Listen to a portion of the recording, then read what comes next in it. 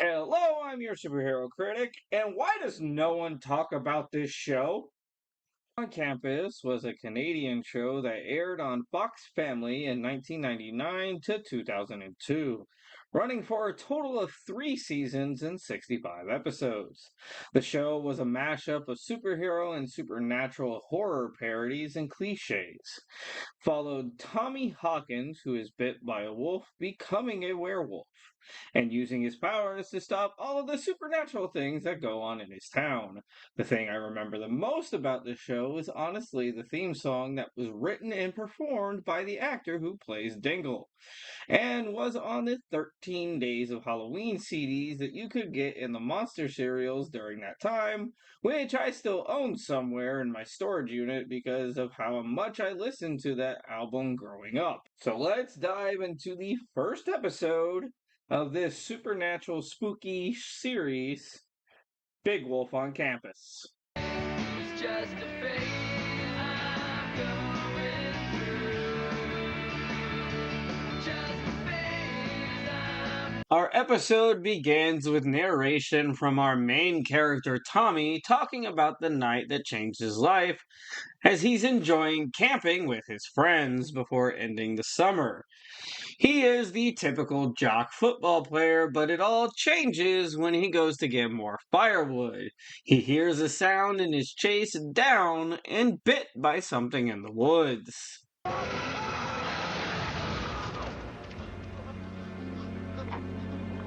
I didn't know it then, but from that night.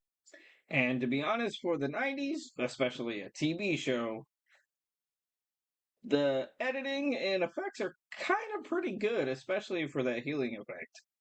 The next day starts normal for Tommy as we meet his deadbeat brother who graduated but still lives with his parents. And his parents are a news reporter and the mayor. He introduces the school and classmates. Hugo, the school security guard, that's slightly creepy. Tim and Travis, known as TNT, who are basically stupider versions of Bulk and Skull. And the love interest of the first season, lovely Stacy. She's a babe! Swing! TNT would help Tommy in convincing him to ask Stacy out, and she agrees to go out with him as the three boys ogle her body. We then meet Merton Dingle, who will become the sidekick to Tommy, who is the cliche 90s emo goth supernatural weird kid who wears all black and has no friends. It's established that the two of them have had lockers next to each other every year, but Tommy acts like he doesn't even know who he is, even calling him Mervin before his eyes flash yellow. Martin? Merton. That's the look of someone who knows what's going on and how I look at pizza rolls. The transforming starts happening as he's practicing for football, and his strength increases as well as his hands begin shaking while he's trying to talk to the coach before they become extra hairy and he tries to hide them from Hugo. Merton then puts the time in to research what he's been seeing and figures out what Tommy's secret is, all while his sister Becky comes in to tell him that dinner's ready. Hey Merton, if you're done downloading nudie pictures of Sabrina the Teenage Witch, dinner's ready. Get out of my lair! You leave my weird Melissa Joan Hart collection alone. Growing as he piles on the chicken while once again flirting with Stacy. This time we see his ears beginning to grow and shrink, which Merton also sees and tries to get closer to Tommy because he thinks it's very cool. But Tommy tells him to leave him alone. The next night, though, is a full moon, and Tommy and Stacy go bowling. Kind of a hair puller. You know what I mean. I don't know. I guess some things are worth waiting for. Yo. Tim decides to give Tommy a different full moon, but once Stacy heads to the bathroom, the full transition finally begins as Tommy begins to wolf out, making him panic and run away. I will say that the transformation effects are really solid and cinematic, especially for a 1999 show, and it feels really believable and done extremely well. Tommy then runs to Merton's home and uses similar running effects like Smallville would eventually use. However, Merton freaks out because he didn't think he was actually right about everything and is scared more than anything. If you can't, I'll go to the hospital or the police. No, don't do that. You'll wind up as some covert government experiment being probed. Actually, I could do that right here, but I barely know you. Ew. Tommy promises he's not evil and just needs help figuring things out. In the history of werewolf cinema, good werewolves have only appeared in Teen Wolf and Teen Wolf 2. But those are comedies. Really? Well, I don't think they're that funny. Honestly, same.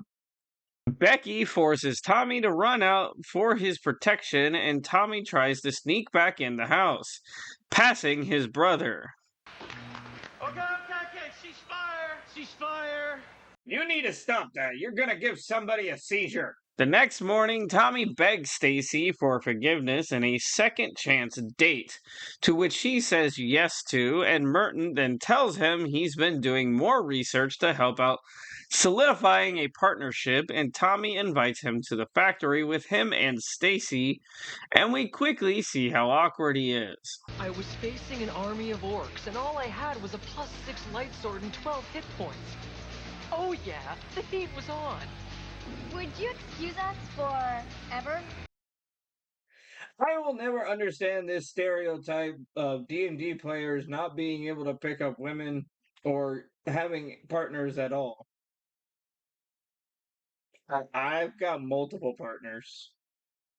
I'm the one dating or married to 3/4 of the other people we play D&D with. He's not wrong. TNT decide to bully Merton more, which makes Tommy begin to wolf out and save his new friend by pummeling the bullies.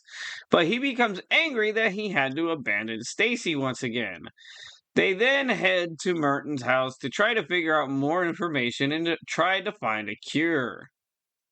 Is there a cure for this? Well, there's the wooden stake to the heart. Yeah. Or the classic silver bullet to the head. Bang! There's always the good old arsonist route. The pilot ends with Becky finding out Tommy is hanging out with her brother, and he admits that he needs Merton as a friend, promising that he can be his Igor. And that was the pilot to Big Wolf on Campus. I don't know why so many people don't know of this show. I loved this show growing up and watched it almost every day it came on. Right before or after, I can't remember, I would watch Weird Science. So, I might do a full review of this series. It is on the list of shows I would love to sit and do full reviews on. So, if you think you'd enjoy that video, comment below. That being said, the spooky season has just begun, and I'm your superhero critic, and I'll stay super as long as you stay awesome.